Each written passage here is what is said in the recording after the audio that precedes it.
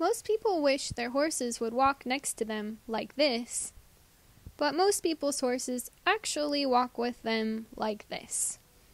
One way to help your pony recognize your space bubble is to swat at imaginary flies. See how the bay pony backs up? Another thing you can do is flap your arms like a chicken and march backwards, or swish your stick behind you like a tail. As soon as your pony responds, go into neutral so that she knows that she did the right thing. Try to match your pony's energy. As she starts to step back, lighten your aids, and if you need to, bring them back up again, but always try to be as gentle as possible. You may need to use different leading techniques depending on the situation. Here you see Kaylee walking at Ziggy's withers, letting her be out in front. Here Sunday is walking nicely behind Chloe. Thistle is demonstrating a very common problem of wanting to put her feet exactly where Connor's feet are. Last in line is little Jaden, who's walking ear to ear with Stephanie. When your horse is rushing, one option is to walk next to your horse with your hand over her back. Another option is to walk in that same position near the horse's barrel, but to make them stay out away from you. Here Kaylee is sending Ziggy around little bushes on the ground. Rather than fighting with Ziggy and trying to get her to slow down, she just uses her energy up by sending her around obstacles. This gives Ziggy a task to focus on, and also helps her view Kaylee as the leader because Kaylee is protecting the best path to walk on. Most of the time when we're walking with a horse, we hold the rope with the hand nearest to the horse. If you hold the rope with your outside hand, you can use your stick to guide the horse's nose, neck, and shoulder away from you. This position is called travel together, because it's all about traveling someplace with your horse. When you're walking with your horse and travel together, you can swing your stick around as a spooktacular desensitization exercise, or use it to keep your horse back away from you. At first it's hard for a horse to understand the difference between the two movements, but horse training is all about teaching your horse to read your energy, body language, and intention.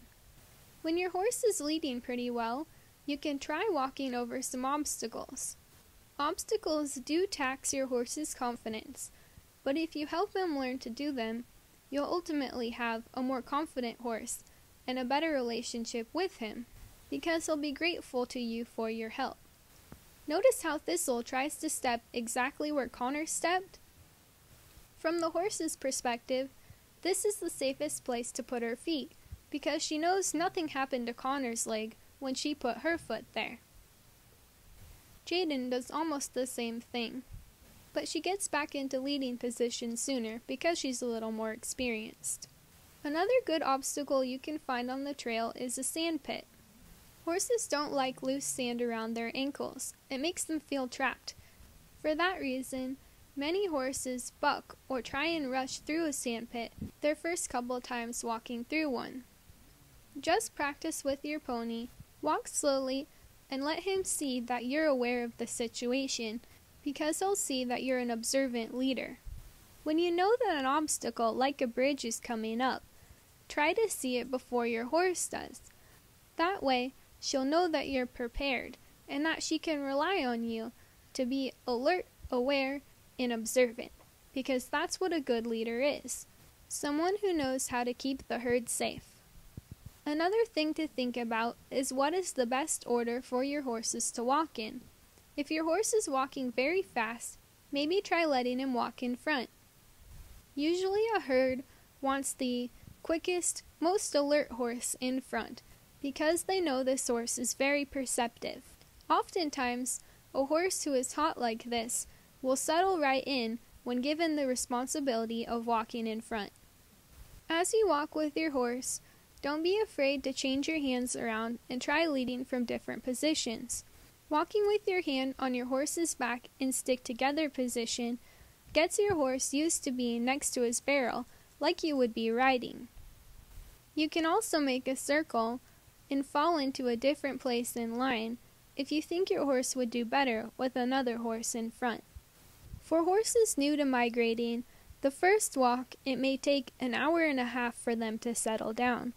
For that reason, we suggest that your walks start out at 2 to 3 hours to give your horse time to get in the groove of things. Doesn't the finished result look like fun? Now your turn to give it a try. Let us know how you enjoy migrating with your pony.